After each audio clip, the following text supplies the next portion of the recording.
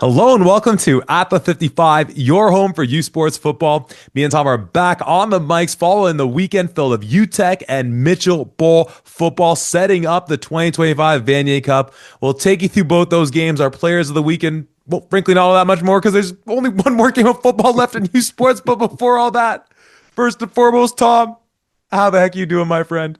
Oh, I'm doing so well, my man, especially after a Saturday filled with watching football with you at your beautiful house with your wonderful father as well, and eating some great food and just getting a chance to hang out with one of my best buds. So it was a great day, and some of the games themselves, I think we were hoping for some different reactions or different endings, but still a great day of football. Always a great day when I get to enjoy football with you, my friend. So right back at you. Thank you for literally doing your least favorite thing in the world and driving into Toronto. Means the world to me. We're going to get into the players of the week and we'll start talking about the games. Maybe it'll come naturally in the discussion. I do want at some point to slice out a bit of time to talk about the production, the CBC gem of it all, everything like that. But maybe we'll do it when we get into the games. Let's start off with our players of the week. And of course, much like we did last week, there ain't no OUA-centric form of this. It is U-Sport-wide. There was only two games to begin with. Let's start with the offensive player of the week, which is going to take us to the Uteck Bowl. Tom, who's going to take home the hardware on this one? I mean, you have to give it to one Mathieu Barcelou, who has 11 attempts for 33 yards and four touchdowns. I mean, when they went into their heavy package, their goal line package, St. Mary's just had no response for them, and they were able to move the ball fairly effectively on the back of this young man. So he gets our offensive player of the game. Most definitely, and behind that offensive line of theirs, gosh darn it, you and me could have been sneaking those in, but Barcelona was the one getting those points, and he's the one getting the award. Let's slide over to our defensive player of the week. This is going to take us out west to the Mitchell Bowl, which is where we'll reside for the last two. But let's talk about the day your boy, number 4 in green, had. Seth Hundaby really just showcased why he is one of the very best linebackers that we have. 5 total tackles, 2 sacks. He does get credited for 2 tackles for loss. I think those are the 2 sacks. And the forced fumble, which was a strip sack. He had a great game, and he gets our defensive player of the week. And of all the things that if we were to ever petition for more stats to be kept, would be quarterback rushes, because beyond, and it wasn't just Hundaby, it was Goldstone, it was Parks. Beyond just the 3 sacks they got as a unit, man, Freakin was under pressure, having to step up left, right, and center. Let's stick with those Huskies and talk about the day that, in case anyone forgot, former Western Mustang Daniel Kabongo had returning punts and one magical punt in specific for his new team in the Saskatchewan Huskies.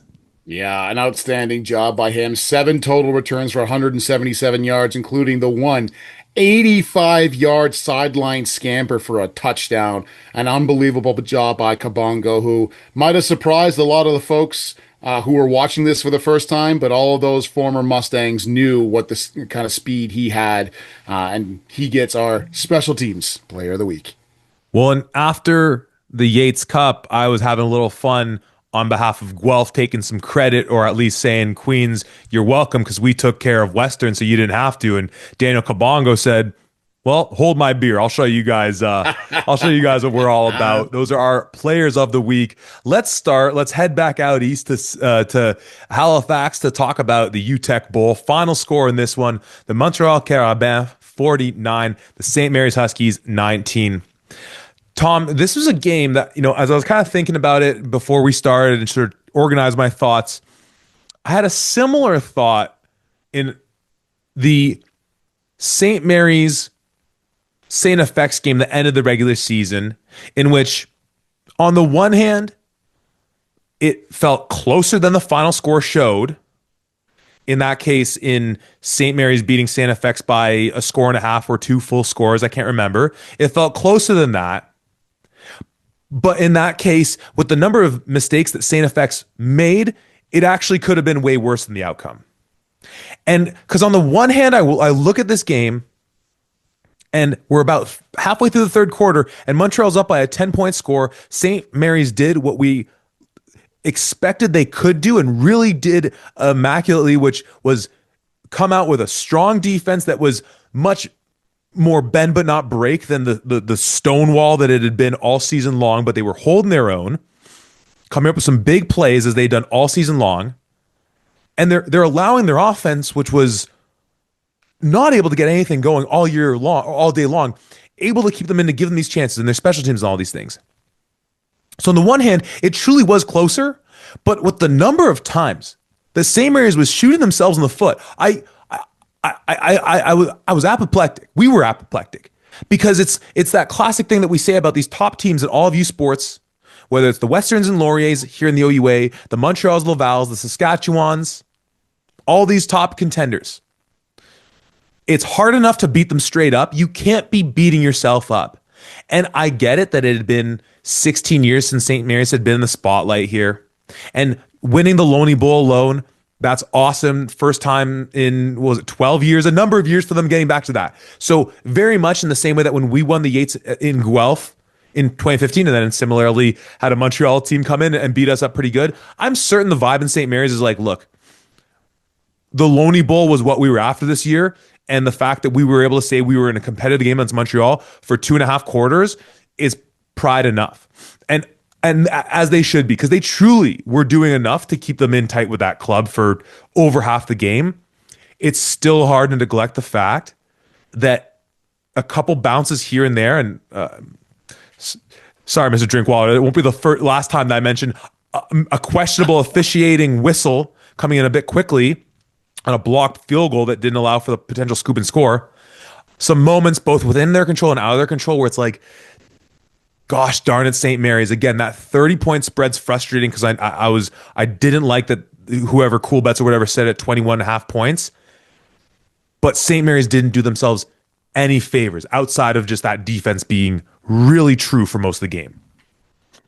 Yeah, I mean, you cannot afford to make mistakes in a national semifinal, into the finals, or any championship era. As soon as you get into the playoffs, you need to play your very best football at regardless of what level you're at. And there was a number of really frustrating penalties that St. Mary's took that kept them out of some key scenarios here. Once early in the first half, they finally come out with a big stop. This is, I think it's like 7-0 kind of thing for Montreal at this point, or 10-0, and still very much in the game, still very much whatever. And Montreal decides to go for it on 3rd and 4, and St. Mary stops them. It's incomplete. They're going to get the ball back. But because of a roughing the passer penalty, because a defensive end or a Sam linebacker, I can't remember who it was, blitzed off the edge, saw his opportunity to try to rattle Pepe Gonzalez and hits him late, 15-yard penalty, automatic first down, and they score on that ensuing play. You know, it's something, and then later on in that same game, one of the interceptions that St. Mary's takes was supposed to be a pick six, and then there's a holding penalty, and it brings them back. And the very first offensive play, Justin Shibley throws an interception on the goal line.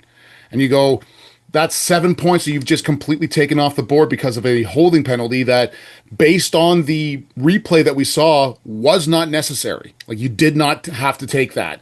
So just two examples, but both of which led to points going on the board and points being taken off the board for St. Mary's. And then despite all of that, you know, going into the third quarter, it's a 10-point game. And then Montreal just really starts to flex their muscles and shows, you know, this is why we came out of the queue and this is how we're going to be doing this. And despite not having Lucas Dembele as starting running back for them, Remy Lambert, 8 attempts for 90 yards. He was all over this defense. And when that happened in the third quarter, we were kind of joking of, it's like you poked the bear. Like St. Mary's finally gets one in the end zone, and Montreal kind of says, like, all right, enough screwing around. But they didn't seem to be doing anything different. It felt more like that defense finally just ran out of steam, that throughout that whole first half, they were giving up yards. And on the ground, you could tell, like, you know, Biggs made some good plays for St. Mary's. He had the blocked field goal that, again, like there's all those things that you highlight in terms of St. Mary's not doing themselves any favor. I think in terms of the 50-50 and randomness that occurs in a game, like, this isn't to say that there was any intentionality behind it. That's completely the point of calling it randomness. But those random moments kind of seem to swing towards Montreal as well. Like the blocked field goal gets whistled dead when clearly St. Mary's still had a beat on it. the fact that St. Mary's lines up for a field goal in like the third quarter, they get the penalty to get a first down. Very next play, they throw an interception. And again, it's like that's like Shipley made some bad decisions on this day. There's just no ifs, ands about it. And frankly, we were somewhat frustrated with the play calling too for St. Mary's in just not giving yourselves the most advantageous opportunities. But it kind of felt like a little bit of, yes, Montreal being like, you poked the bear, enough screwing around. Let's put this thing to bed so we can, get, Canal Charles in and rest up our guys where we can before a Vanier Cup appearance the following week. But also just felt like St. Mary's, like just that classic what we talk about with like Western all the time. Just lean on him, lean on him, lean on him. And even if the result doesn't reflect, if the points don't reflect the stats early on, because I mean, Montreal rushed a heck of a lot in this game, end up with 264 on the yard. Not really surprising, but the dam really broke in the midway point of that third quarter. So a bit of, I think, the poke the bear, a bit of the fact that St. Mary's were just exhausted because so many of those times where, like, as you were highlighting, and I'm sure there's even more than we're thinking of, where the defense shuts the door. And then the offense does something. Again, I don't want to completely say does something. I don't want to just say something stupid because that's undermines St. Mary's entirely and undermines what Montreal's doing to force those turnovers and force those bad plays. But like that was a defense that you say as a coach all the time, don't leave anything on the field or leave it all on the field. Don't feel like you had anything left. That defense, there could not have been a single thing in the tank by that fourth quarter, let alone maybe even midway through the third. Yeah, and even though the score shows that it, obviously 49-19, this was a tight matchup all the way through the third quarter. At least St. Mary's was keeping Montreal off the board in terms of major scores. Very much a bend but don't break, but just getting no help from their offense. Like it felt like all of the points or any big plays that were going to happen was going to come from their defense here. And obviously on the day, Justin Shipley, 10 for 19, 121 yards, no touchdowns and 3 interceptions. That's never going to help you. And like you had mentioned, we had some frustrations with the play calling at times because it just felt like, okay, going into this game, Montreal knows that St. Mary's led the AUS in rushing. So they're going to go into this being like, we're going to shut down the run, especially because, if they've been watching film or if they've been taking note of things, they knew that McGill had some success running on this team. So they're really going to focus in on shutting down the run. And then you come out and you run the ball and you continuously do so. And I guess, Justin Shipley, even Alan Young goes in there for a couple 4 for 9, 51 yards, and he does have the lone touchdown to Cherokee Robinson, but like, the passing attack just didn't seem like it was there, but I don't know how much they were being helped out. One of the things that you and I were calling for is I would love to see like a power read, something like Coach Nez runs at Queens very effectively. And they do that once. And I believe that was one to the Cherokee Robinson's long of the day on the 25-yarder, where I think it was Shibley, he just pulls it, rips it out to him, and it's a huge gain knifing through the defense. And you're like, that's what you have to start doing here. You have to start getting Montreal out of this mindset of we're just going to crowd up the box and stop you from running. But you just didn't see that.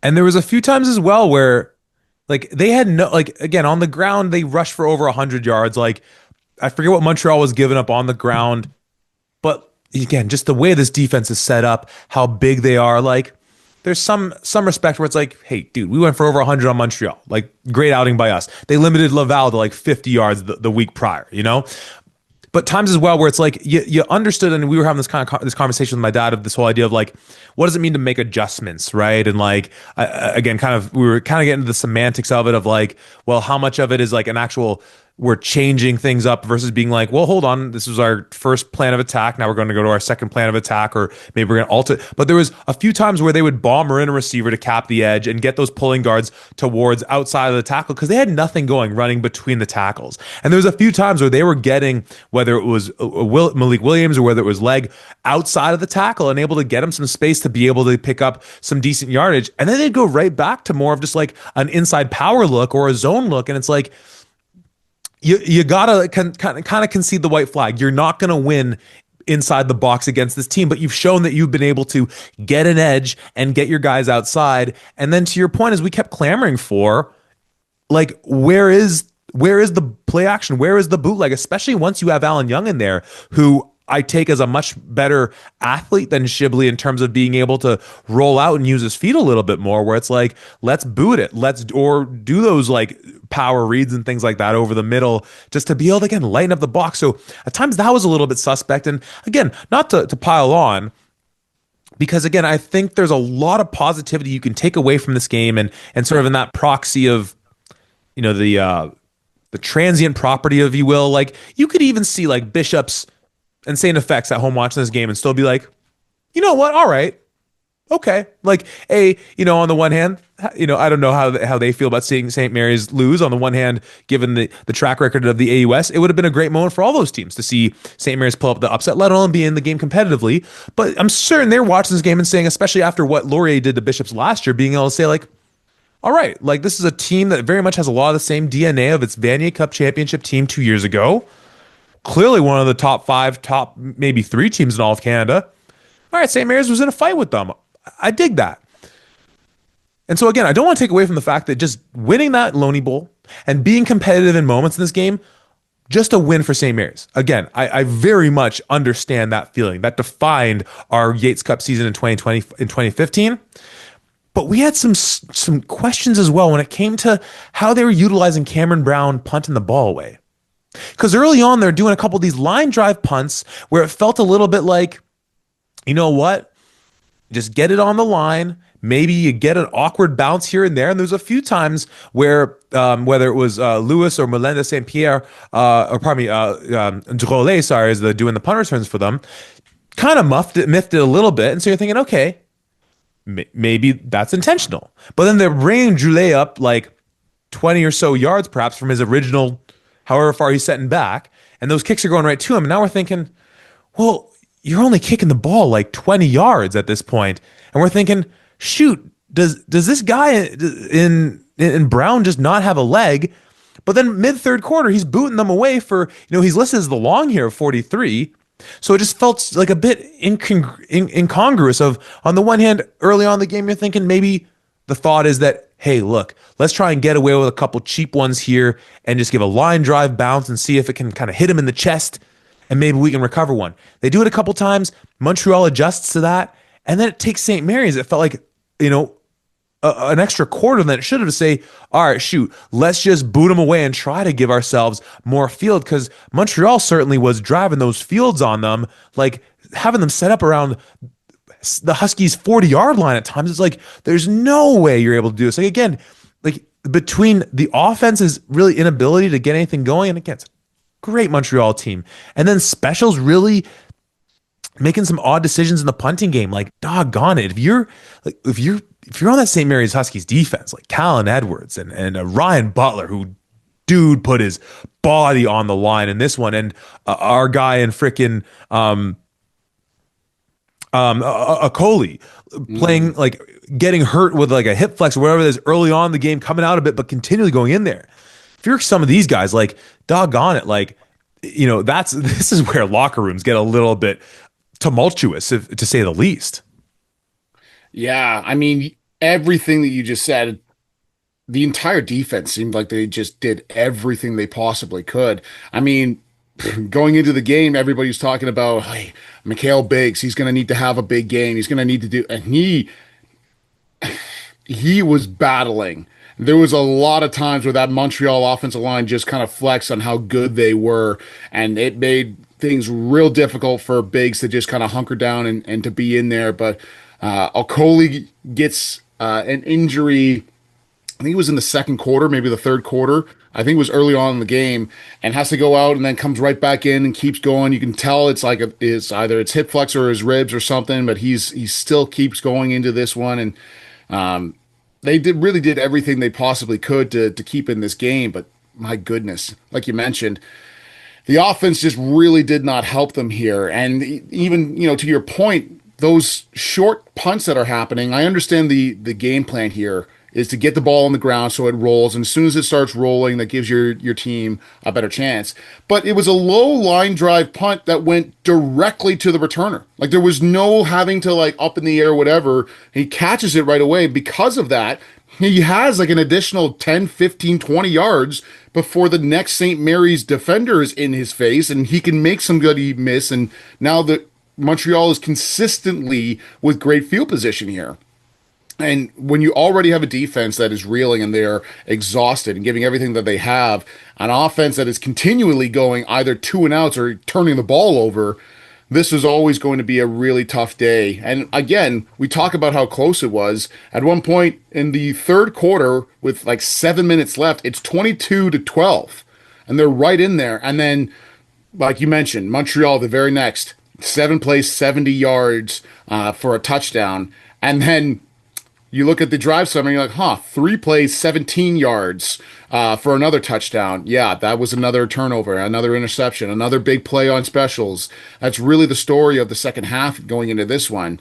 I mean, there was obviously still mistakes that were made in the first half, but in the second half, while teams are also exhausted, while they're tired, that just makes it so much more significant here. And, St. Mary's, they didn't do themselves any favors offensively either.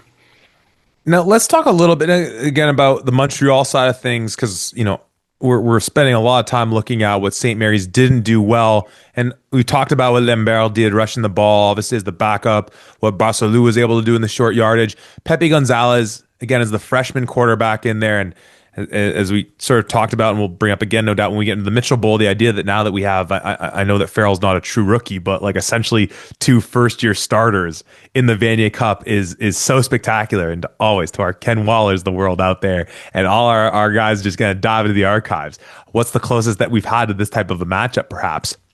On the day, he goes 18 for 26, 168, one touchdown, one interception, nothing to knock your socks off on.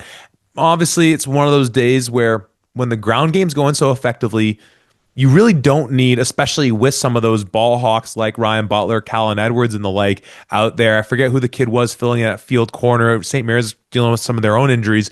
But, on a day like that where you're running the ball so effectively, there's really no reason to take unnecessary chances in the air. A couple times where he was targeting, I think he missed Dosso one time down the middle on a play that would have been a touchdown. I think they had a touchdown that was a deep ball that got called back for a hold or something to that effect.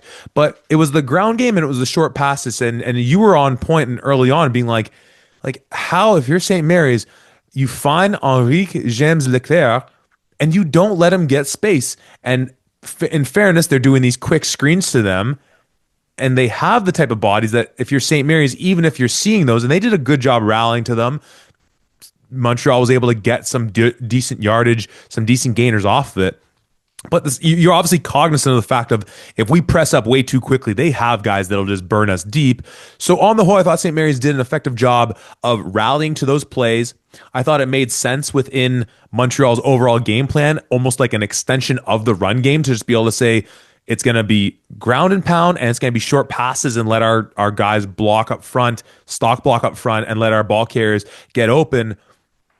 Is there any part of you that's like, you know what, it would have been nice to see a little bit of that deep game going? Or does it just make sense that they came in with a game plan? It was working on the ground. It was working with the short yardage passage, passes. What more did you need to do if you're Montreal? Like, why, if it ain't broke, like, no need to fix it.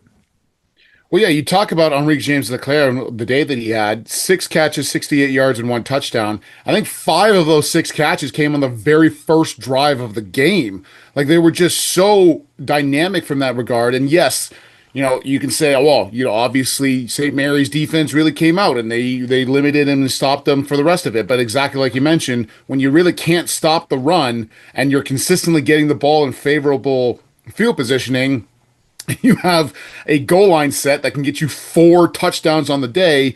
You don't really need to pass the ball all that much. But again, Hassan Dosso, 3 catches for 32 yards. Simon Lawos, 3 catches for 25 yards. Like, nothing that's really overwhelming by any means here. But the chemistry between James Leclerc and Pepe was very clearly on display early on here. The throws and catches that they were doing was great. But then even you start looking at all of the guys that were running the ball. Like we talk about rushing and what Montreal was doing. Remy Lambert, obviously eight attempts for 90 yards, like we talked about. Jamal Lewis, 7 attempts for 67 yards. Gregory Melenda St. Pierre, 7 attempts for 58 yards and a touchdown. Barcelou, 11 attempts for 33 yards and 4 touchdowns.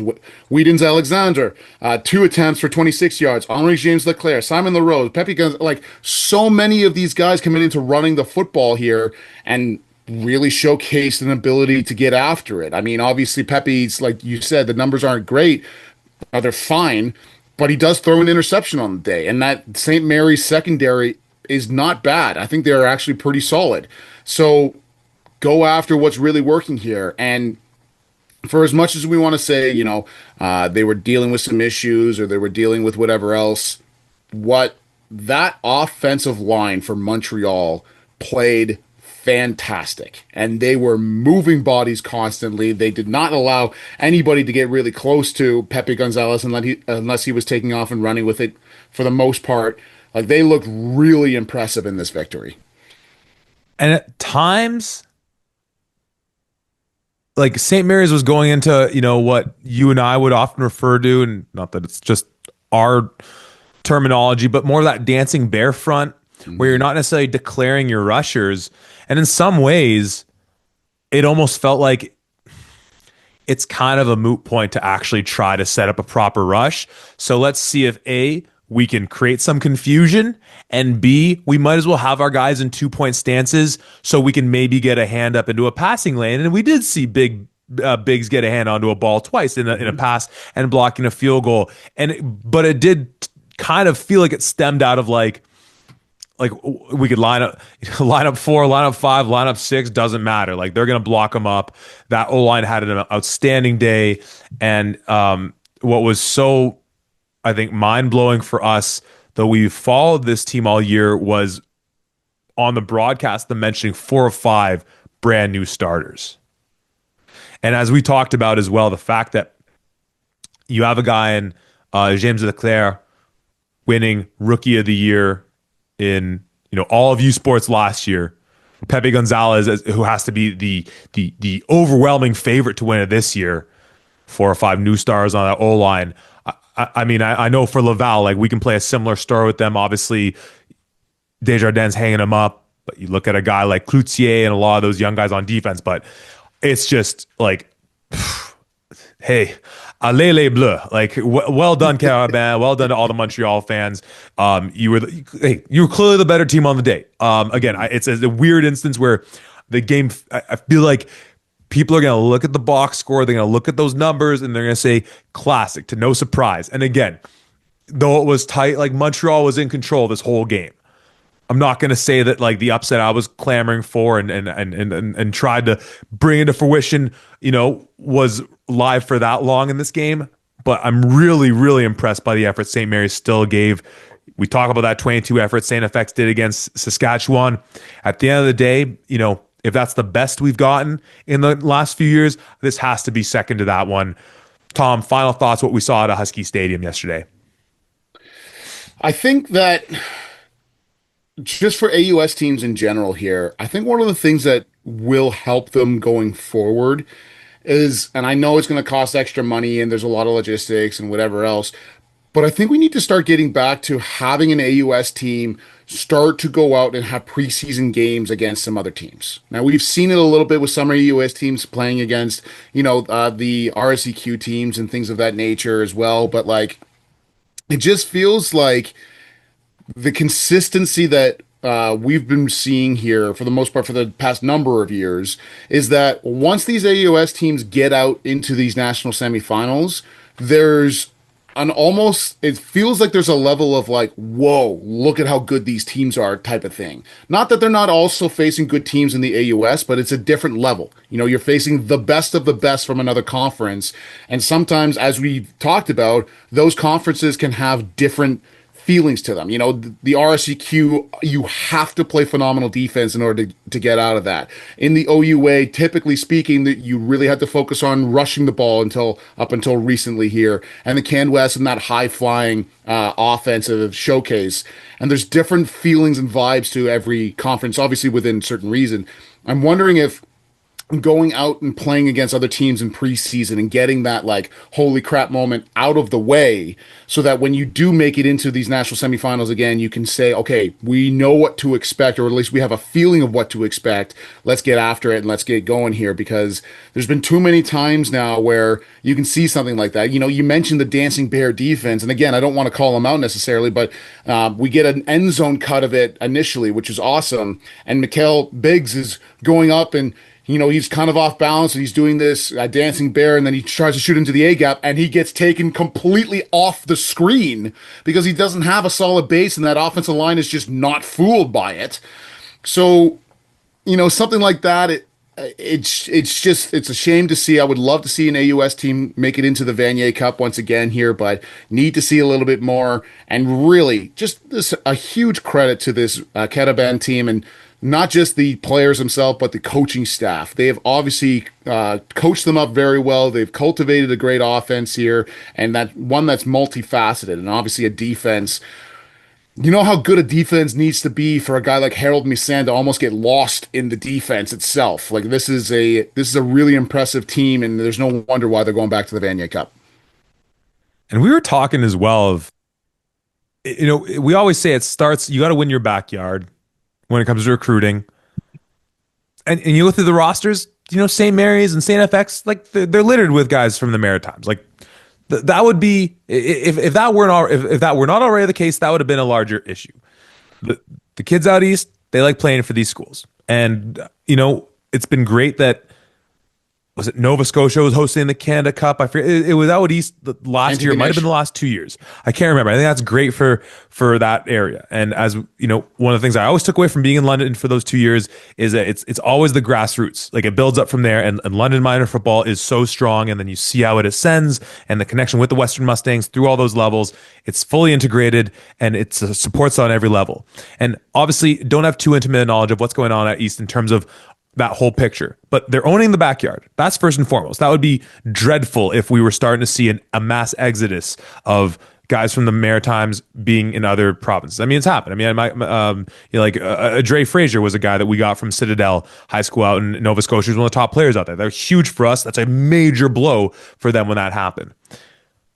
Got to figure out how to now pull it. Like, you own your backyard. That's great. Starting to form that identity. I think Scott Brady going back to Mount A, I think is a big piece for them. If ever, someone like, say, oh gosh, our guy at Western, goodness gracious, coach, the OC. Gates Richard. Gates and Richard, my apologies. If he were to return out there, again, major thing for them as well. Figure out what is it you got to do to be able to start to now poach from other people. Is there something about, like, as we were kind of speculating, like, Coach P, I always know, was credited with that whole thing of like, don't make a 4 to 5 year decision, make a 40 to 50 year decision. That might be the marketing pitch and being able to say, hey, look, at the end of the day, we'll get you a degree and get you integrated in a community where you can actually maybe own a home in your lifetime, where you can actually be a part of a community where you can make an impact, not get lost in the shuffle of some of these major cities within the, anyways. Interesting to investigate as we go forward. Great job by St. Mary's on the day. To the whole AUS, we salute you. We'll talk about you at some point in the offseason. Let's take our talents out to the prairies to see the matchup that will lead us into the Vanier Cup. From Griffith Stadium, the Saskatchewan Huskies punch their ticket to the Vanier with a 22-11 victory over the Queen's Golden Gales. Tom, first half of this game was a grade A certified bit of a snoozer. We get an immaculate play by your guy in Daniel Weeb. We get the incredible play by Daniel Kabongo. But outside of those moments, this was a bit of a rock fight going on between these two clubs. Now, the Daniel Weeb piece of it was interesting because, as they were mentioning on the broadcast, he was a bit in and out during the warm-ups. I don't really know if they had talked about it because I enjoy our conversation during a game more than listening to the broadcasts, to complete honesty. But obviously that was a major concern when that had happened off the jump because we're thinking about, man, oh man, obviously you lose Anton and we find out the nature of why he'd been out. And again, just our hearts and our thoughts go out to him, that family, that community. We've been saying all year, no Rhett Varva. And now to think, man, if this really falls on to just Riker Frank's shoulder, if Weeb is out, what a story that would be. But he clearly, Weeb that is, was not only good to play, but had on his dancing shoes he's all season long to get them that opening touchdown. Kabongo adds in the punt return, give them that 13-point lead that goes into the half. And frankly, that's all they needed on this one. Tom, what are your sort of first impressions, general thoughts coming off of this Mitchell Bowl? I think that while we both picked Queens to win this game, I think the reason behind it was that we were expecting another unbelievable defensive showcase that we saw against Laurier. And while I think that this defense played very well, I would have liked to have seen a little bit more from this offense. And again, you start talking about it, and I mentioned it last week when we were talking about Alex Freakin's numbers against Laurier, but he played really well. Here, 30 for 53, 388 yards, and one touchdown. You know, the 388, that's fantastic on the numbers wise, but it could have been better. I think you and I counted 5 or 6 times where he overthrew certain receivers. And now, again, that's not always on the quarterback. Sometimes if a receiver either got hung up in a certain spot or whatever the case may be. But there was a number of times where guys were open in that setting and they just missed a little bit here and there. But from a game plan standpoint, I have to say what I was kind of curious on is the lack of use or the lack of production or game plan around Jared Kasari. You know, he finishes with 8 attempts for 70 yards, including a long of 20. And you see, you know what, they're starting to do something here. And I know that Saskatchewan defense and that front seven is really stout and they're great, and you want to try to get outside of that. But some of the biggest plays last week against Laurier in that Yates Cup were when Vreekin was on the run and he finds Kasari down the field. Because again, Kasari's got great hands, and when he's in the open field, that's another dangerous weapon that Queens has. And he only finishes with one catch, but that one catch is for 13 yards. So a little surprised not to see him a little bit more involved into this offense, especially just not going to the run game really all that much. Anyways, the next highest rusher is Vreekin himself for 2 attempts for 7 yards. So wanting to live and die on the pass, I think that would play a little bit better into what Queens wanted to do against Saskatchewan and maybe some of their strengths and whatever. Just a little surprised not to see Kasari, but you know, shout out to Logan Walton. 6 catches, 113 yards. I think this is one of his first times that he was back in the regular season, or at least in the playoffs here, and he had himself a great game. But yeah, was a little bit surprised not to see Kasari get the ball a little bit more often. Well, and I had kind of had that feeling with the way Sask was, or frankly wasn't, using Riker Frank in the passing game. Only ends up with the 2 receptions. Now Frank is, by and away, obviously we gave the shout out to the kid out in Montreal for punching in the end zone 4 times, but Frank with the 22 attempts for 131, and maybe that speaks to a bit of Weeb's maybe a bit dinged up, because really outside of that big play that Weeb has, he's kept fairly limited on the day. And that kind of makes you think even more so of are they going to use Frank in the passing game as they did, again, not only as a dump off as a third or fourth read after you've gone through your primary looks, but of having him on a rail route or having him leak out into the flats. And we talked about the day that Montreal was able to have protecting Pepe. Farrell was pretty comfortable there in the backfield. I'm trying to find, Queens doesn't get to the quarterback a single time. And then on the flip side, again, it felt so strange that we didn't see Queens move the pocket a little bit. And as we had kind of speculated, where trouble did arise, and I don't remember his name, and it's not really terribly important, because it's not to call him out anyways, but is where one of the many cardinal sins as an offensive lineman, especially in your pass protection, is when your shoulders turn. You turn into that turnstile, and especially on the inside, where a few times, and not even just on a defensive tackle or a 3-tech, but with whether it was Hundeby or Goldstone. Obviously, those guys are top players in Canada. They're terrific at rushing the pass, but typically speaking, that should be a win for those interior guys. And that's where Vrikin was often finding that pressure. And this is something that, as we said, we saw last week. And I'm just a bit surprised that they weren't having them just move the pocket. He's a great athlete. He can throw on the run. And, again, missing a couple of those balls, as we said, there's a lot of factors that go into that. Some of it is oftentimes the fact that that ball's maybe coming out a bit earlier than he'd want to. And even when he's not dealing with that pressure right away, you get that, I forget the NFL quarterback had that famous quote or infamous quote of maybe like, I'm seeing ghosts out there a little bit of once you're under pressure a little bit, especially when it's coming from the middle.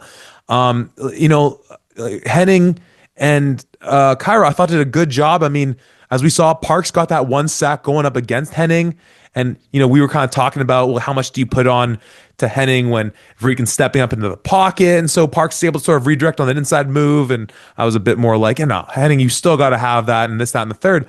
But pretty secure from the edge is just coming uphill in the middle. And then even more reason to think, well, much like last week when you're seeing guys like Marcus Tenney break free on the inside and you're seeing that happen this one, more reason to say, then let's get him rolling to the outside. If that's where the pressure's coming from, let's move him away from it. Again, much like we saw last week, a bit surprised that they just relied on him to be able to navigate the pocket, which overall I thought he did a good job of. Obviously, when Hundeby get the strip sack, like it's a tough one. It's easy enough to say you got to tuck that thing away, that those plays are happening so fast that you just get him in the hand and then the ball comes out. Overall, I still think he did a good job of navigating it. I'm a bit surprised that Queens wasn't helping him out a little bit more and trying to just move him out of the pocket with the play design itself. Yeah, we've mentioned that a couple of times where Alex Vrikin might be one of the best quarterbacks that we have in the country at being on the run, throwing on the run. Some of the throws that he made against Laurier in that Yates Cup, all of those really impressive ones were on the run. Great body position as he's throwing the ball, and they're deep down the field here. So I'm surprised not to see that being utilized a little bit more, and especially like you mentioned, I don't want to read out their names because, offensive linemen, we love them, but that entire interior set, especially that center, had a really tough day against this Saskatchewan team. Now, as you mentioned, this is a really good Saskatchewan defense, and what Hundeby and Goldstone are doing at that linebacker spot is obviously great. And what Charlie Parks at the defensive end spot and Reese McCormick, like they're not slouches here for sure, but you're not going to play anybody easier if you made it through this to go to Montreal. So you needed to play really great. And I would have loved to have seen that a little bit more often. Or, one of the other aspects here, and I think they did it a few times, or at least once, I think, and correct me if I'm wrong, but I'm pretty sure Jared Kasari's long run of the day was a draw play when they're getting guys to come upfield and then the ball was handed off. If it wasn't the 20 yards, it was certainly for a 10-yard gain or something along those lines. And just utilizing that a little bit more often or seeing that. It just felt like the game plan going into this was we're really going to target the outside or like the defensive secondary here and not as much really look at the front seven. Obviously, they are looking at the front seven, but utilizing the fact of how aggressive they're going to be almost against them by getting in those quick routes or getting into that screen play or the draw plays or anything else. Again, being asked to throw the ball 53 times in a game, that is a hell of a task. And the fact that Vrikin throws for 388 yards is incredible. But I really just wanted to see a little bit more touch to those receivers on those deep throws. And just, I thought there was some things that they could have done game plan wise. Yeah, and there was a back shoulder ball to maybe it was Walton. Sometime I think it was the third quarter, and the ball's a bit more over his head versus like to that 3 to 4 yard cushion between. Like I thought at first, I didn't think the receiver did enough of a job of trying to influence the defender inside to give him the cushion on the replay. It's like no, like again, and this is just like all the things that you've been saying. That is an elite throw you have to make to put that ball there where your guy's got that outside leverage and then he can flip his shoulders and boom, it's right there. Like that's an elite level throw. But you got to have it at this stage because like Nez can't draw up that play any better. Where you have the matchup and the receiver is able to give you that cushion, you got to put the ball there for him.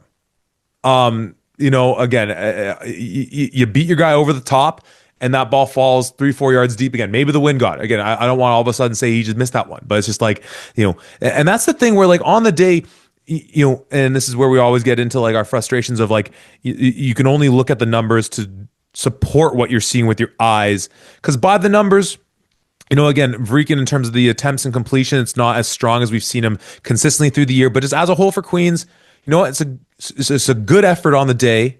But when you watch the game, it was disjointed.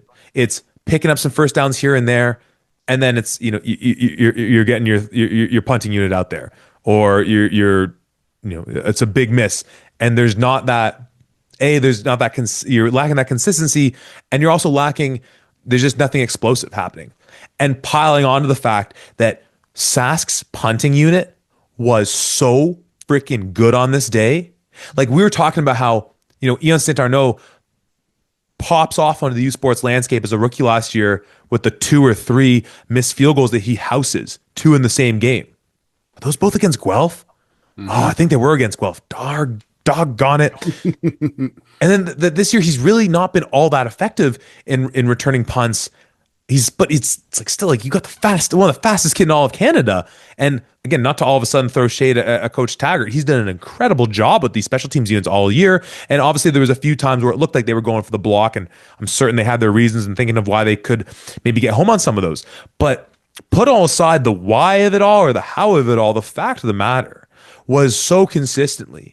Like, I'm just going to go down to see what the numbers were. Like, St. Arnaud, holy smokes.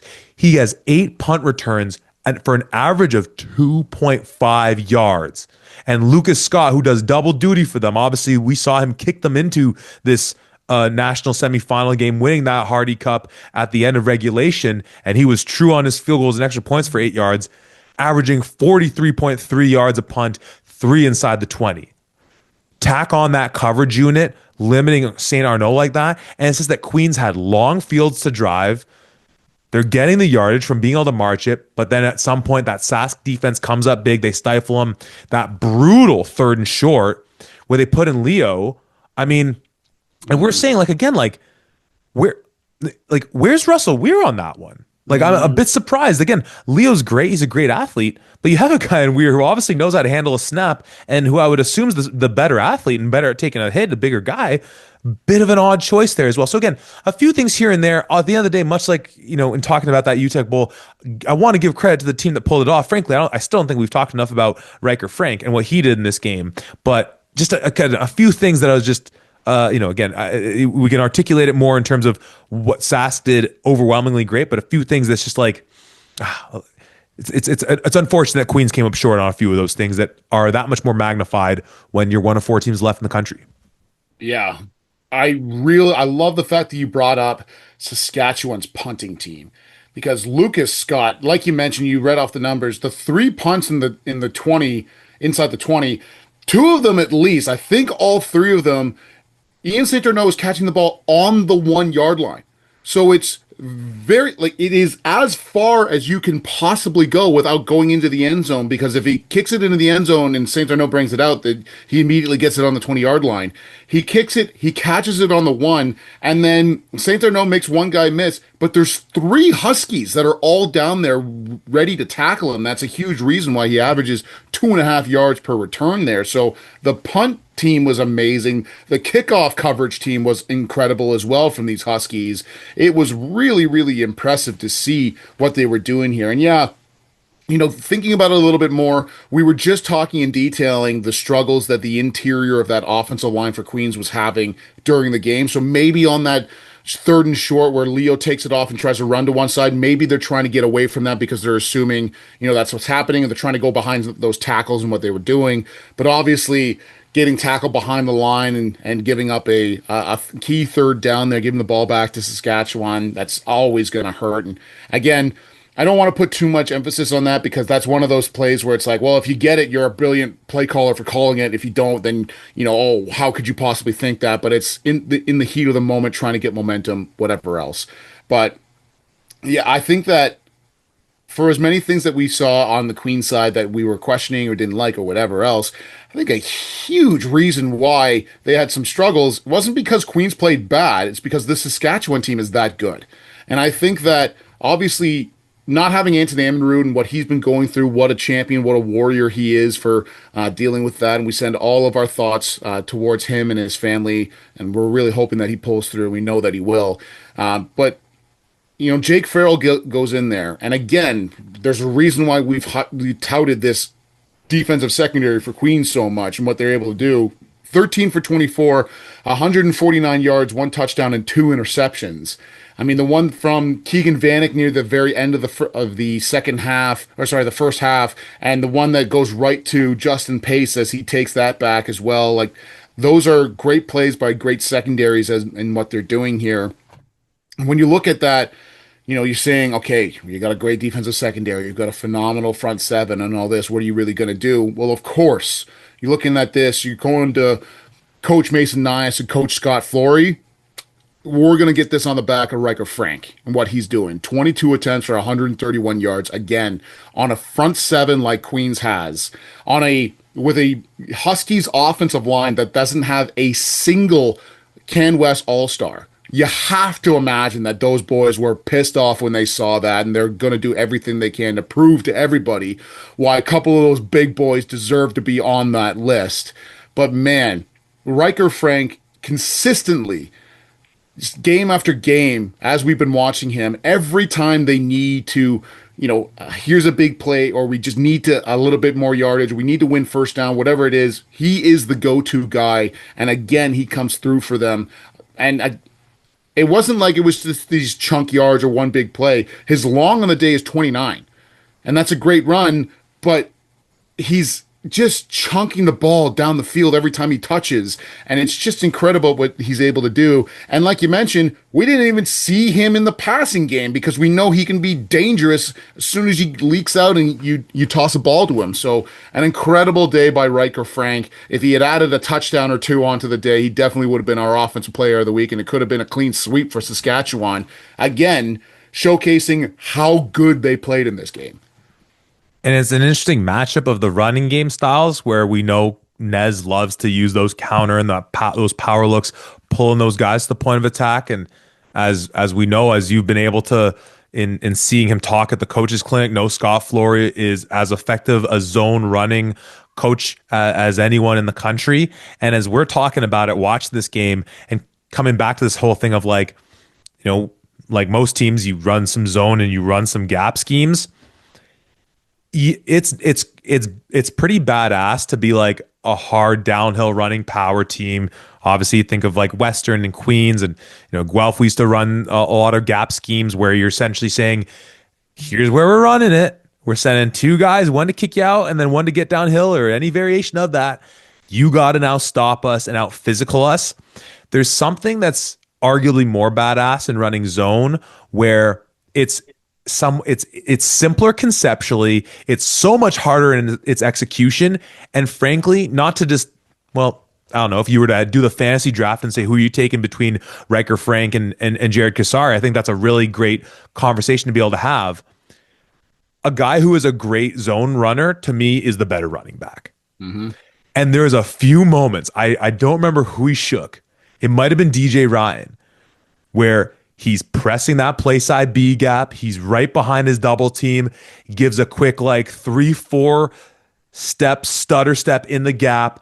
The linebacker commits down, and then he cuts it back off his guard or tackles outside hip, just walking that linebacker down, just pulling him into that double team. And then the vision and you got one of the things that you constantly talk about with Kasari is his vision. So again, I'm not trying to say he doesn't, but there's just something about great zone running backs versus gap runners. It's awesome to watch a great gap runner just because you still need the patience to let your big guys get ahead of you and to stay behind your blockers. But essentially, it's that patience and then just get downhill, lower the shoulders. Those zone runners and that ability, like the great ones you see at the NFL, your Le'Veon Bells, your Arian Fosters of some of these great zone runners. It is a beautiful thing versus the gap runners is more of that like it's just the nastiness of it. So there's something stylistically too that I just loved about the way Sask was attacking and just what's so awesome watching Frank run the ball the way he does. Tom, any other thoughts on the day with this matchup? Again, at the end of it all, Sask played the better game. There's things that we can nitpick about what Queens did. Ultimately, they were able to move the ball. They were dealt really long fields to begin with on a lot of their drives. And ultimately, Sask was the team that came up with bigger plays on the day, and Riker Frank was the best player on the field for both these teams. Anything else just as far as what you saw or comments you want to make before we move off of this one? So two things. First off, my official petition to allow a end zone exclusive cut of every game that we watch, because that play that you detailed by Riker Frank, they, for whatever reason, they just kept it on the end cut, and my God, it was beautiful to see the vision and to see that cut outside, because Frank is just an unbelievable running back here. It was really cool to see that. And two, my friend, I think we have to talk about the penalties in this game and some of the stuff that were happening in here. Obviously, well, at one point in time, and I don't know which one is right because the stats have been kind of back and forth and not great all year. But at one point in time, I believe at halftime, they show a stat and Queens has like 8 penalties for 130 yards or something along those lines.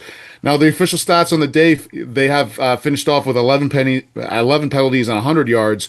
But there was a number of times where it felt like every drive at one point had a penalty associated with it. Something was going on, and whether, you can, we've heard before with some other officials, you can technically throw a penalty every single play because something's going on and you can see this or whatever else. I'm not here to talk about the legitimacy of them. I don't want to bring that into question, but there were certainly quite a few penalties going into this game and having to deal with that. And that's always a killer, especially when Queens is struggling to drive the ball. They finally get a first down in some cases, and then as a whole, or it's an unnecessary, or it's whatever. And at one point in time, there was like a 2nd and 25 or a 2nd and 30 or something along those lines. And there is no play call for something like that. Well, maybe we don't need to get into the legitimacy of those calls. But both of these games, and I think this might be able to allow us to have a bit of discussion about what our thoughts and feelings are about how our national semifinals were produced and just the overall pageantry of it. But both of these games had major calls, one of which went against the winner, one of which went against the loser, that fundamentally came down to a referee jumping the gun on the whistle. We had the Mikhail Biggs blocked field goal that gets whistled clearly before any player has possession of the ball. And the St. Mary's player scooped it and possibly it would have been a long run, but a lot of green grass in front of them.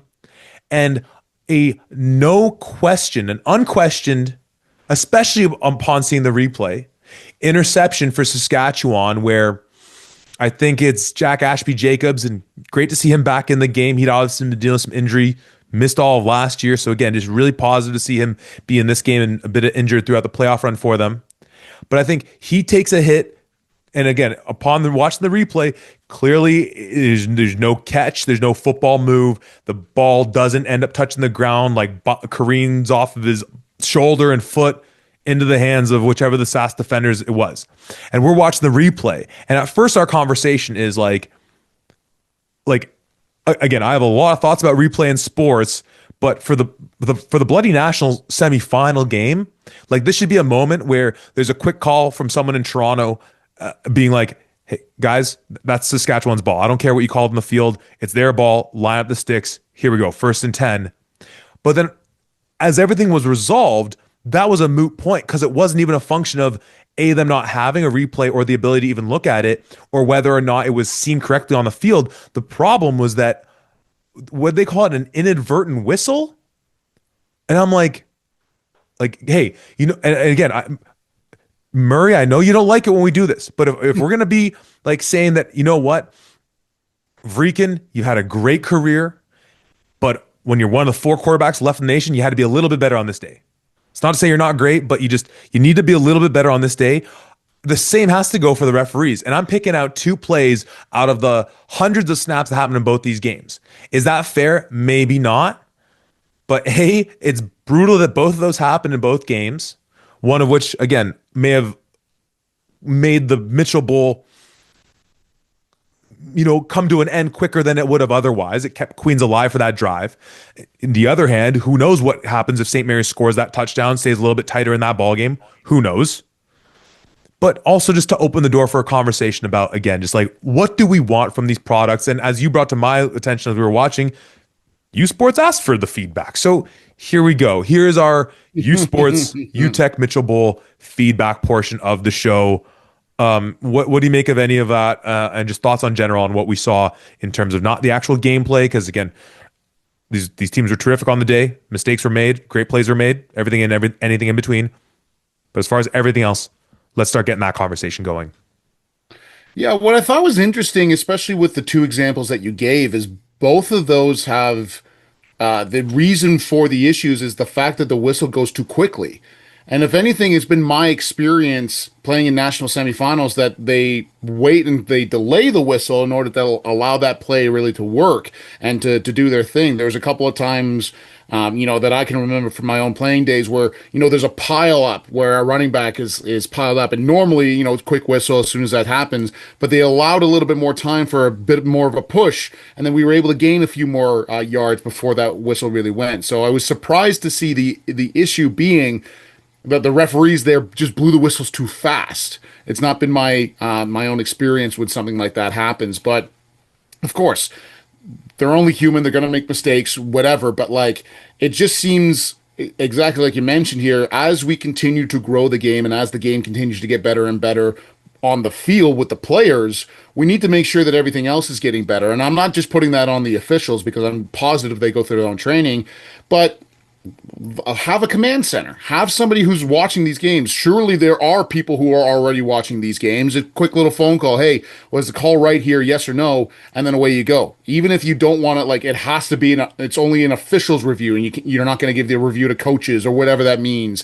Just to start or introduce something like that, I think would be really impressive for the national semifinals and obviously into the Vanier to make sure that these calls are right and going forward. But again, I wouldn't necessarily, even if as that play was going out, yes, the inadvertent whistle, the whistle that was too fast needs to be better, needs to let that play out, whatever.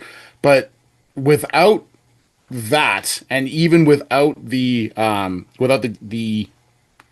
replay assistance, like, we could see that the Jack Aspie Jacobs, the ball never hits the ground and a Saskatchewan player scoops it up, whatever. That happens so fast. And I'm not expecting somebody with eagle eye to be, I'm in a perfect position to make that call or anything else. Yeah. But having some assistance in there to make that call, having a little bit extra so that you can get that thing right and to make sure that, we're not in a scenario here where that is potentially a game-defining moment, and now we've taken that away from one club and we just say, "I'll redo the down, and we'll give that back to you," type deal. So I think there's a lot of things that could get better from this, and if nothing else, just some more support for the officials in order to try to create and to call a proper game. And I thought on the whole, the refs were allowing, especially in the receiving receiver department of things, a lot of hand fighting play out, which, like, we talk about all the time, like, you could throw a flag darn near any play as far as holding on the offensive line and just in the trenches in general. Pretty darn well on any contested ball, someone could probably really nitpick their way to making a case of saying, well, no, he tugged on the jersey or he didn't turn quick enough to face the ball. I thought they let a lot of stuff go. And so completely to your point, I don't mean to denigrate the officials on the day. It's odd that, as you highlighted, the key with those two plays is that they were the function of a whistle going too early, which is just like let it play. And I mean, that's like one of the great things in, like, whether it's soccer or in rugby, where it's like advantage, like acknowledge that there has been a penalty. Okay, it's actually coming to affect the play in the grand scheme of things. Okay, whistle has been blown. Let's make the correction and whatnot. And yes, just having a command center, just have Joe Demore out there watching games and just get him on the horn. Hey, coach, what do you make of that one? And yeah, you just say it's like scoring plays, turnovers, like that simply put. And I think that's a really simple adjustment that can add a lot of value, add a certain level of, frankly, gravitas to the game. That there's a lot of implementation and usage of of replay. I was going to say artificial intelligence for some reason. Let's be careful in our implementation of artificial intelligence, OUA, in how we make decisions on things. But yeah, there's a certain level of gravitas of being like literally every level of football, on the level and above, does this with these key moments. Let's just do so similarly. Speaking of, use the word command center.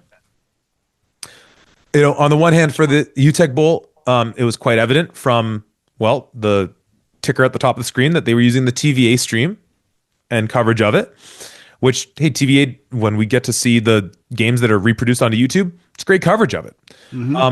From the Sask point of view, that was very clearly a CBC production. And that was a little tough. On the one hand, Mark Lee, Deshaun weren't in the house for it, which is, they still did a strong job. There's obviously, it's not the same. And we talked to both of them last week at the Yates Cup, and they'll be the first to say that, like, yeah, it's obviously difficult even when you have, the immaculate abilities of one Jack Moore spotting and things like that. But like, it wasn't even as good as just a regular Saskatchewan Huskies game coming out of Griffith Stadium. Like, Can West Productions, where you normally have the sideline reporter, you're getting those interviews with coaches going in and out of the halftime, you're getting the highlight reel of the game at the halftime and things like this. And instead, we're treated to, frankly, an interview on the nature of the naming of these two bowls, which all well and good, important information, but I'm like, I'm pretty sure I watched these with you last year in the national semifinals. And again, like, can we not aim a little higher? And a little peek behind the curtain, we were literally in some emails and conversations. I say we, Tom, it's you. The credit's always to you for doing all the extra legwork on these things, where for the great cost, like all things we charge folks, of $0, we were in conversations of doing pre, half, and possibly post-game shows for these games that would be on the stream, and then all of a sudden, just the conversation, the email chain went dry. So it's frustrating on the one hand. I mean, I'm just very happy, much like when our Game Day Live fell through for the Eights. It's like unfortunate, but now I just get to enjoy the day with you. We don't need to do extra work on it. And same thing. Yesterday, awesome day. Loved it. The three of us, you, me, my pops watching. It was amazing. Wouldn't trade it in for the world. But almost just to like let everyone else in on, like, if you weren't terribly enthused by it, there was the potential to have whatever you think of us two schlubs in our ability and our, ugly mugs here. The potential of having two voices that, if you don't think we know anything, you better believe we care about this stuff. Talking about the game to add that much extra texture to it all. So, I mean, that was a bit frustrating as well. Certainly. I mean, first and foremost, I think that the sounds of the day, meaning the commentators, were great. Arash Mandani and Andy Beckler for the Uteck, and obviously Deshaun and Mark Lee, they were great. And like you mentioned, Jack Moore, you're a stud for having the travel and the delays in Calgary and everything that you had to do. A stud for doing that, and obviously helped out Mark a ton being there live in person spotting. But when you look at the camera quality, the camera production, you can do a side-by-side between the Hardy Cup and between this, and it is very clear that the Canada West, the cameras themselves and the angles and everything else are better. It is a better stream, it's a better quality, and folks, we can't have that.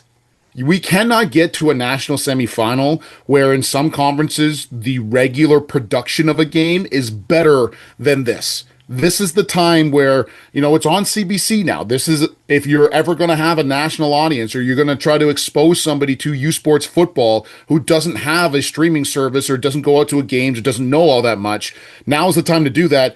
This production quality needs to be at its very best. And I don't know that it always is. And I don't mean to call out, certain people. I don't know who does that, and it's really easy to say, oh, I should be better without actually knowing everything that goes into it and whatever else. And we acknowledge that. But as two people who are actively trying our very best to bring that up ourselves by doing the podcast, by going out and doing game day lives, and by watching 4 leagues worth of football so that we actually know what we're talking about, or at least as best as we possibly can, it's very frustrating when it doesn't feel like that same thing is happening across. And like you mentioned, whether you think we're two idiots who are just talking about stuff, we don't know what we're talking about, or you disagree with our takes or whatever, I hope that the one thing that really comes across every time we do a podcast is how much we care about our game. And as long as you have people who are looking after this thing who care about it, I think that's where you see the production quality. That's where you see the extra hours that are put into this by doing the research, talking to people, and everything else, which is why, like we mentioned, the commentators did great because you can tell Arash and Andy and Deshaun and Mark, like they care about the game. So it's just frustrating again when you don't feel like you get that same level everywhere, if that makes sense. Oh, well, I mean, you're clearly preaching to the choir in terms of my ears here. The bloody time being just like in the Mitchell Bowl where they're clearly filming the time on the scoreboard at Griffith Stadium, and I don't know how they do it, and in some regards I'm impressed. I don't know the ins and outs of it, but then cutting that video and overlaying it onto the ticker as like the score counter, and it's like, I don't know what was worse, when there was no time at all and relying on Mark Lee to say, no, there's under 2 minutes left here, so on and so forth, or trying to, like, why is it so shiny? It's like, oh, right, that's the glare from the sun on the actual scoreboard that they're taking the video of. But, like, gosh darn it, that's embarrassing, man. Like, there's no two ways around it. Now, I did like the CBC Gem as a tool to broadcast national games. I think has to genuinely be a discussion for a potential, like, game of the week setup for next year with like like, well, just like any games of the week, but again, that's the whole thing of like, on the one hand, because how it's like, how you think of, you start to go, because we talked about this a bit last night, and you start to think of like, well, how would that work? Because sponsorship's a big piece, and so you think of like, well, maybe it's just a function of like, you just syndicate the rights to the game, and then for CBC they're saying, well, we're putting our advertisers on, and as the OUA and U Sports, you get more eyes on your product and hopefully build it up, and that's the return that you get from that. But then again, if you're Can West out there, you're just like, our product's already better. And people love our product to begin with. Yes, again, you might get more eyes on it. It might be like, are you pulling away from the Can West viewers? Because again, there's something interesting to the effect of like, we've been paying, a couple $100 all year, like in the aggregate, to have access to all these games. And now there's the national semifinals, and you just need to log in via your Google account and you can get it on CBC Gem. And again, I love that. It's more exposure. It's the same reason it was so frustrating when they did the whole thing with the OUA TV this year, because you're thinking like, well, is that really gonna, I guess again, it's playing the long game. It's saying we have to establish a cost at some point. Just got to rip the Band-Aid off, and in the aggregate, it'll pay off. So that was kind of interesting as well. Just like a year that started off with so much consternation about OUA TV and having to pay for it. Then all of a sudden, our national semis and the Vanier Cup, I assume as well, will be free. I'm not complaining about that. It's just an interesting juxtaposition of literally where we started the season to where we are now. But so again, I do think CBC Gem might be an interesting tool to use to be able to do some type of game of the week type deal. And you're just saying, we're going to pull the feed, we're going to put our sponsors on, and what you get out of it is theoretically more eyeballs tuning in, which again, it's nice that like the TV we have here just had the CBC Gem app. There was no like having an HDMI cord, a computer to it. Again, like that was very nice. I very much liked that aspect of it, and there was no issues with the stream. So there are positive things out of it all, some things that are still frustrating, but again, I don't mean to undermine the entire like production piece of it. There were strong aspects of what we saw. Absolutely. There's a lot of things that to be really thankful for the CBC side of things. And there's a lot of stuff that you're happy about and all of this stuff. But it gets back to the point of, we talk about this we have very high levels of expectations for the players on the field. And we talk about that pretty openly. And again, I mentioned this to JT Suey, a good friend of ours from Football Ontario. I had a conversation with him. I don't ever say anything on the podcast that I would not say to somebody in person. And we hold people to a very high standard in terms of how well you're playing. And again, are you holding yourself, if you're looking at a team and you're saying, hey, you know what, we were able to field the team and we just eked our way into the playoffs, or we're doing this and that, like that's a good job for us. I feel like you should have your expectations higher. Like you should be fighting for championships. That should be the mindset. That should be where you're going. Obviously, certain circumstances, a team's coming back or, whatever else, certain things. But for the most part, that's what you're thinking. That's also the same thought process we have for everybody who's covering. It's why we are so appreciative to guys like Jack Moore, to guys like Adam McGuire, and everybody else who covers these games normally from that standpoint, because they obviously do their research and they really care about things and they want things to get better. That's why we are also going to hold everybody else at a national semifinal level, especially to that same high standard. And there's a lot of things to still be really appreciative of, and there's great aspects. And again, we talked about how incredible it was to have a end zone view when we're watching certain aspects and certain plays, because at 1st and 10, it's oftentimes a run play, and you can really get a chance to see that. It was really cool. But again, how do we get better? How do we continue to showcase the unbelievable athletes that we have in Canada, in a Canadian game, in a Canadian setting, especially with everything else going on here? I think that just means so much, and it's why you and I are constantly looking to do the very best that we can. I'm not trying to turn this into a podcast about us, but it just give you a peek behind the curtain in terms of why we do what we do, because we care so much, because we're trying to elevate the U Sports football landscape as best as we possibly can by doing everything that we do here. So that's why we're so passionate, and when we talk about stuff like this. And you had highlighted just the oddity of, if you will, of on this CBC Gem stream, NFL commercials being run during it. And like all of this comes back to just the foolishness of sometimes how football at the highest level here in Canada operates, of just things as simple as like the fact that it just takes, the stars aligning for a Vanier and a Grey Cup to end up in the same city. Let alone the fact that we don't get them on the same weekend. Let alone the fact that it's the Vanier Cup is what ends the football season, as opposed to being able to, like just from an Ontario centric perspective. And again, for our folks in Alberta and Quebec and out west and out east, wherever, like again, like feel free to like say like, well, what about us? And as you should, of like a week of OFSA Bowl games at, let me just say Toronto, with then a Vanier Cup on the Saturday that you get access to with your Grey Cup ticket that's happening on the Sunday. And you know what? Screw it. That ticket as well, or just a straight up Vanier Cup ticket, gets you access to any or all of those high school bowl games the week leading up to it. And you make it a big hurrah. And then the next year, again, it's you give Saskatchewan the pleasure of hosting a Grey Cup of Vanier, and then you line up their high school games leading into it. And then it's out in BC, and then it's out east, and then it's in Quebec. And you just have it all set up, and it becomes this massive festivity, with the Grey Cup being the culmination, the drawing of the curtains of what is hopefully a great year of football in Canada. And like, there just seems to be no conversation had about these things. But again, I say all that recognizing that I don't actually know the ins and outs of it. And as you alluded to earlier, I don't want to critique what I don't understand.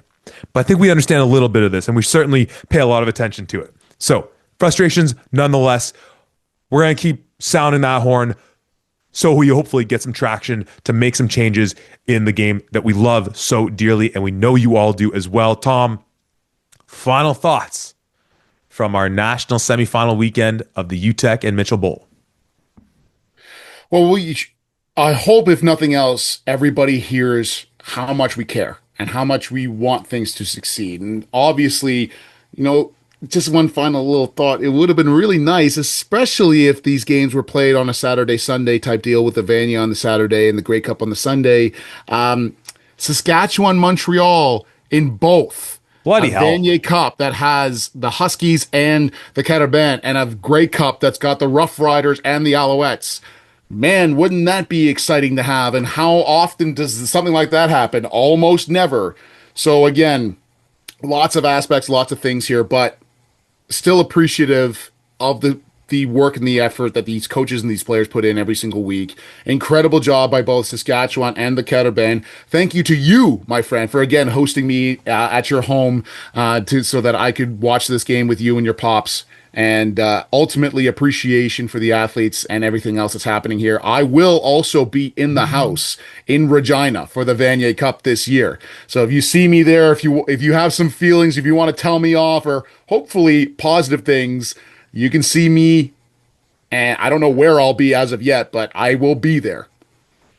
And of course, Tom will be, fingers crossed, knock on wood, coming off a GHAC championship that is taking place this weekend with his Assumption Crusaders against those Bishop Ryan, Bishop Ryan, whatever you call him. Calm the Patriots, calm the Cardinals, doesn't matter. Assumption by at least 2 scores. Let's go, boys. Tom, again, thank you so much for making the drive into Toronto. I know it's your least favorite thing, but I know one of your most favorite things is watching some football with your boy. It's always a great time getting to cheer them on.